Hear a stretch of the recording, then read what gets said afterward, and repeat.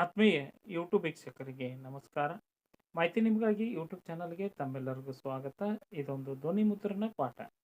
ಕನ್ನಡ ಸಾಹಿತ್ಯ ಚರಿತ್ರೆಯಲ್ಲಿ ಅನೇಕ ಕಾವ್ಯ ರೂಪಗಳನ್ನು ನಾವು ಕಾಣುತ್ತೇವೆ.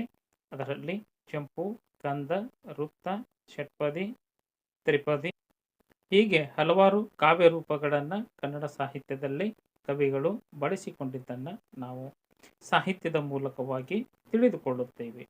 ಈ ಒಂದು ಕಾವ್ಯ ರೂಪಗಳ ಮಾಲಿಕೆಯಲ್ಲಿ ಸಾಂಗತ್ಯ ಕಾವ್ಯರೂಪ ಅಥವಾ ಸಾಂಗತ್ಯ ಸಾಹಿತ್ಯ ಇದರ ಒಂದಿಷ್ಟು ವಿಚಾರಗಳನ್ನು ಈ ಒಂದು ಧ್ವನಿ ಮುದ್ರಣ ಪಾಠದಲ್ಲಿ ನಿಮ್ಮ ಜೊತೆ ನಾನು ಹಂಚಿಕೊಳ್ತಾ ಇದ್ದೀನಿ.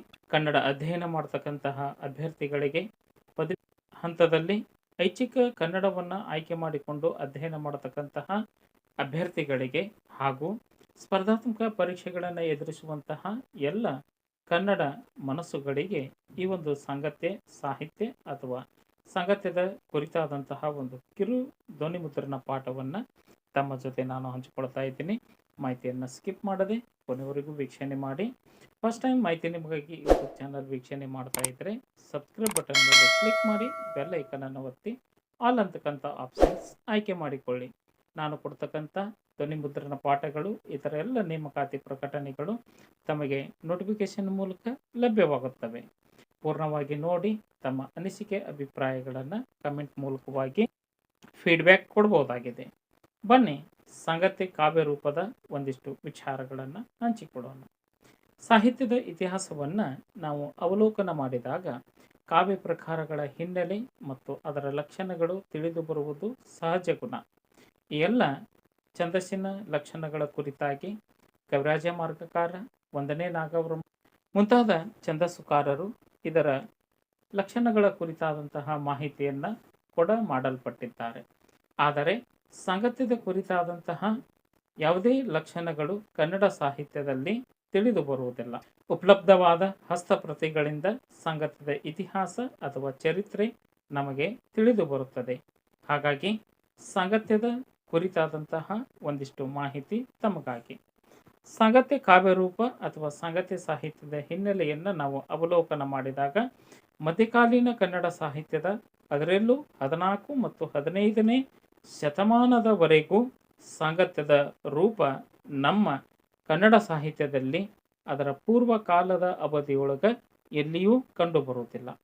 ಹಾಗಾಗಿ ಇದರ ಛಂದಸ್ಸಿನ ಕುರಿತಾದಂತಹ ಲಕ್ಷಣಗಳು, ಸಾಹಿತ್ಯದ ಕುರಿತಾದಂತಹ ಲಕ್ಷಣಗಳು ಯಾವ ಉಲ್ಲೇಖವೂ ನಮಗೆ ಲಭ್ಯವಾಗುವುದಿಲ್ಲ. ಆದರೆ ಕಲ್ಯಾಣ ಕೀರ್ತಿಯ ಕಾಮನ ಕಥೆ ಕೃತಿಯಲ್ಲಿ ಸಂಗತಿ ಎಂಬ ಪದ ಮೊದಲ ಬಾರಿಗೆ ಬಳಕೆಗೊಂಡಿದ್ದು ತಿಳಿದು ಬರುತ್ತದೆ. ಸಂಗತಿಯ ಸಾಹಿತ್ಯ ರೂಪವನ್ನು ಸಾಂಗತ್ಯವಾಗಿದೆ ಅನ್ನುವುದನ್ನು ನಾವು ಗುರುತಿಸಲಾಗಿದೆ. ಸಾಂಗತ್ಯ ಎಂದರೆ ಹಾಡುಗಬ್ಬಕ್ಕೆ ಅಳವಡಿಸುವ ಮಟ್ಟವಾಗಿದೆ. ನಂತರ ದೇಪರಾಜ ಕವಿಯ ಸೊಬಗಿನ ಸೋನೆ ಕಾವ್ಯವು ಸಾಂಗತ್ಯದ ಲಕ್ಷಣಗಳನ್ನು ಪ್ರಥಮ ಉಪಲಬ್ಧ ಕೃತಿಯಾಗಿ ಕನ್ನಡ ಸಾಹಿತ್ಯ ಲೋಕದೊಳಗೆ ಗುರುತಿಸಿಕೊಂಡಿದೆ. ಇಂತಹ ಸಾಂಗತ್ಯದ ಸ್ವರೂಪವನ್ನು ನಾವು ಈ ರೀತಿಯಾಗಿ ಅವಲೋಕನ ಮಾಡೋಣ. ಸಾಂಗತ್ಯ ಕಾವ್ಯ ಛಂದಸ್ಸಿನ ಲಕ್ಷಣಗಳನ್ನು ನಾವು ತಿಳಿದುಕೊಳ್ಳಬೇಕೆಂದರೆ ಅದರ ಕೃತಿಗಳ ಆಧಾರದ ಮೇಲೆಯೇ ನಾವು ಗುರುತಿಸಬೇಕು. ಕರ್ನಾಟಕ ವಿಷಯ ಜಾತಿಯ ಪ್ರಕಾರಗಳಲ್ಲಿ ಒಂದಾದ ಕೃತಿಕೆಯ ಪರಿವರ್ತಿಕ ಪ್ರಕಾರವೇ ಸಾಂಗತ್ಯವಾಗಿದೆ ಎಂದು ನಾವು ಪರಿಭಾವಿಸಿಕೊಳ್ಳಲಾಗಿದೆ. ಇದು ಅಂಶಗಣಾತ್ಮಕವಾದ ಛಂದಸ್ಸು ಆಗಿದ್ದು 4 ಚರಣಗಳನ್ನು ಒಳಗೊಂಡಿದೆ. ವಿಷ್ಣುಗಣ, ಬ್ರಹ್ಮಗಣಗಳನ್ನು ಒಳಗೊಂಡಿರುವ ಛಂದೋರೂಪವಾಗಿದೆ. 1 ಮತ್ತು 3ನೇ ಪಾದಗಳಲ್ಲಿ ವಿಷ್ಣುಗಳು ಪ್ರಧಾನವಾಗಿ ಕಂಡುಬಂದರೆ 2 ಮತ್ತು 4ನೇ ಪಾದಗಳಲ್ಲಿ ಕೊನೆಯ ಗಣ ಬ್ರಹ್ಮಗಣವಾಗಿರುತ್ತದೆ ಎಂದು ಛಂದಸ್ಸುಕಾರರು ಇದರ ಲಕ್ಷಣಗಳನ್ನು ತಿಳಿಸುತ್ತಾರೆ. ಹಾಗಾಗಿ ಸಾಂಗತ್ಯದ ಸಾಹಿತ್ಯಿಕ ಲಕ್ಷಣಗಳನ್ನು ಈ ರೀತಿಯಾಗಿ ಅವಲೋಕನ ಮಾಡೋಣ. ಸಾಂಗತ್ಯದಲ್ಲಿ ಕವಿಗೆ ರಚನಾ ಸ್ವಾತಂತ್ರ್ಯವು ಅಧಿಕವಾಗಿದೆ. ಎರಡನೇದಾಗಿ ಸಾಂಗತ್ಯವು ವರ್ಣಕ ಕಾವ್ಯ ಲಕ್ಷಣಗಳನ್ನು ಒಳಗೊಂಡಿದೆ.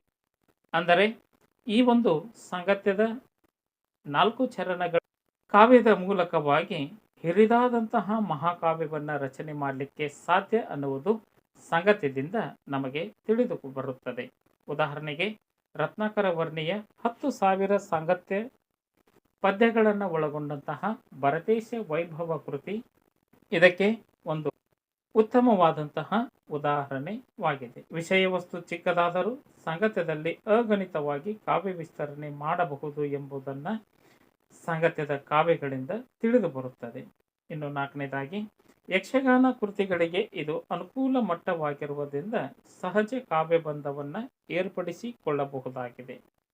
ಸಾಂಗತ್ಯದ ಪ್ರಮುಖ ಲಕ್ಷಣವೆಂದರೆ ಭಕ್ತಿಯ ಅತಿರೇಕದ ಸ್ಥಾಯಿ ಭಾವ ಇದರಲ್ಲಿ ಕಂಡುಬರುತ್ತದೆ.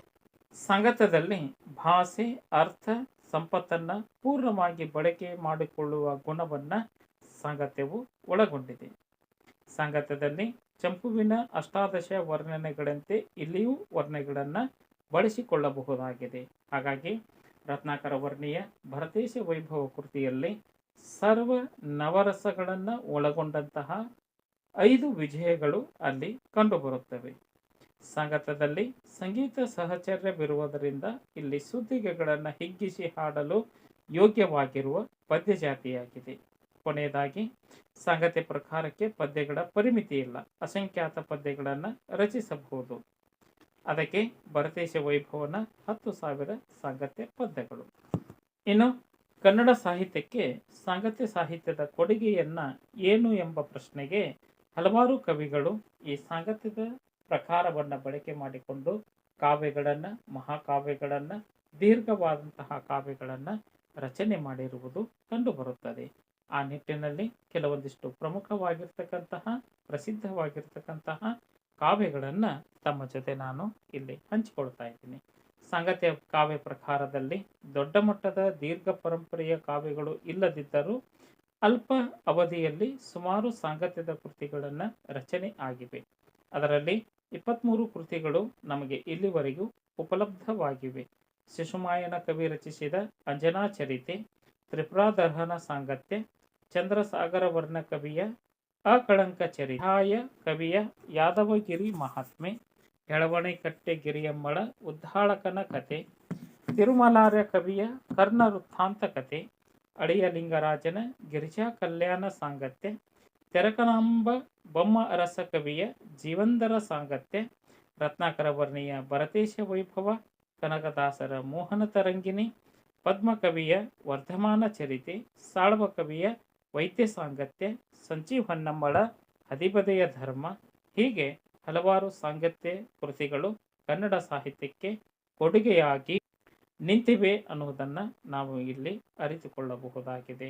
ಕನ್ನಡ ಸಾಹಿತ್ಯದೊಳಗೆ ಸಾಂಗತ್ಯ ಅಂದ್ರೆ ಸಂಜೀವ್ ಹೊನ್ನಮ್ಮ, ಸಾಂಗತ್ಯ ಅಂದ್ರೆ ರತ್ನಾಕರ ವರ್ಣಿ, ಸಾಂಗತ್ಯ ಅಂದ್ರೆ ನಂಜುಂಡ ಕವಿ, ಹೀಗೆ ಸಾಂಗತ್ಯದ ಕವಿಗಳು ಕನ್ನಡ ಸಾಹಿತ್ಯ ಲೋಕಕ್ಕೆ ಅಮೂಲ್ಯವಾಗಿರ್ತಕ್ಕಂತಹ ಅನರ್ಘ್ಯವಾಗಿರ್ತಕ್ಕಂತಹ ಕೃತಿಗಳನ್ನು ಕನ್ನಡ ಭಾಷೆಗೆ, ಕನ್ನಡಾಂಬೆಗೆ ಕೊಡುಗೆಯಾಗಿ ನೀಡಿರುವುದು ಕನ್ನಡ ಸಾಹಿತ್ಯದ ಶ್ರೀಮಂತಿಕೆಗೆ, ಕನ್ನಡ ಸಾಹಿತ್ಯದ ಅಸ್ಮಿತೆಗೆ ಈ ಒಂದು ಸಾಂಗತ್ಯ ಕೃತಿಗಳು ಅತ್ಯಂತ ಶಕ್ತಿಶಾಲಿಯಾಗಿವೆ ಅನ್ನೋದನ್ನು ನಾವು ಇಲ್ಲಿ ಅರಿತುಕೊಳ್ಳಬಹುದಾಗಿದೆ.